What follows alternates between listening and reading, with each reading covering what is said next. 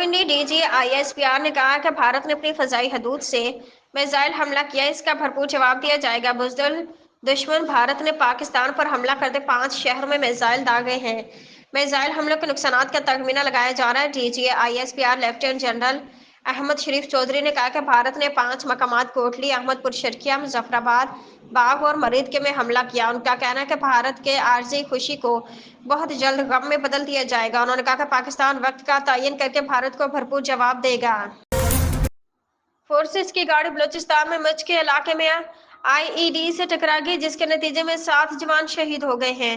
ISPR के मुताबिक forces की गाड़ी बलूचिस्तान में मच के इलाके में दहशतगर्दों की जानिब से नस्ब एक आईईडी से टकरा गई, जिसके नतीजे में 7 जवान शहीद हो गए हैं। तर्जमान आईएसपीआर के मुताबिक इलाके में मौजूद दहशतगर्दी को खत्म करने के लिए ऑपरेशन जारी है और यह आईईडी भारतीय प्रॉक्सी कलदम बीएलए ने नस्ब कर रखी थी। अक़वाम मुत्तहिदा के सेक्रेटरी जनरल ने पाकिस्तान और भारत को सालिसी की पेशकश कर दी। उन्होंने दोनों ममालिक को तहम्मुल का मुजाहरा करने का मशवरा दिया। सेक्रेटरी जनरल अक़वाम मुत्तहिदा अंटोनियो गुतरेस की पाक भारत कशीदगी पर प्रेस कॉन्फ्रेंस करते हुए कहा कि अफसोस है कि पाक भारत कशीदगी रूज पर है। पाकिस्तान और भारत तहम्मुल का मुजाहरा कर जंग से गुरेज करें। दोनों मुल्कों के दरमियान क़याम अमन के लिए अपनी खिदमत पेश करता हूँ। अंटोनियो गुतरेस ने कहा कि जंग किसी मसले का हल नहीं, जंग से सूरत हाल मजीद खराब होगी। पाक भारत कशीदगी बॉइलिंग पॉइंट पर है, दोनों मुल्क तहम्मुल का मुजाहरा करें।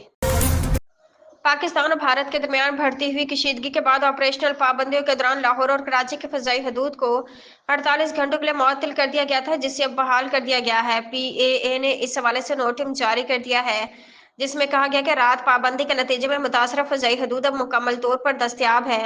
नोटम के मुताबिक परवाजों के शेड्यूल और रास्तों के बारे में हतमी फैसला एयरलाइंस का इख्तियार है।